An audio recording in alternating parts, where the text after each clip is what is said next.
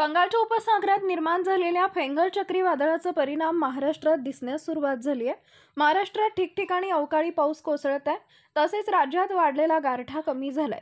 सध्या मुंबई शहरासह उपनगरात सध्या रिमझिम पाऊस कोसळत आहे। तसेच ठाणे, कल्याण, डोंबिवली, विरार, पालघर या ठिकाणीही पावसाला सुरुवात झाली आहे।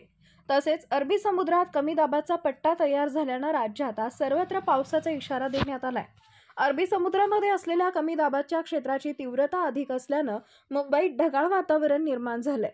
मात्र तसेच आर्द्रतेहीत वाढ झालेली आहे। राज्यात सर्वत्र पावसाचा इशारा देण्यात आलाय। अरबी समुद्रात कमी दाबाचा पट्टा तयार झाल्यामुळे राज्यात सर्वत्र पावसाचा इशारा देण्यात आलाय। राज्यातील 9 जिल्ह्यांना 4 ते 7 डिसेंबर दरम्यान येलो अलर्ट देण्यात आलाय।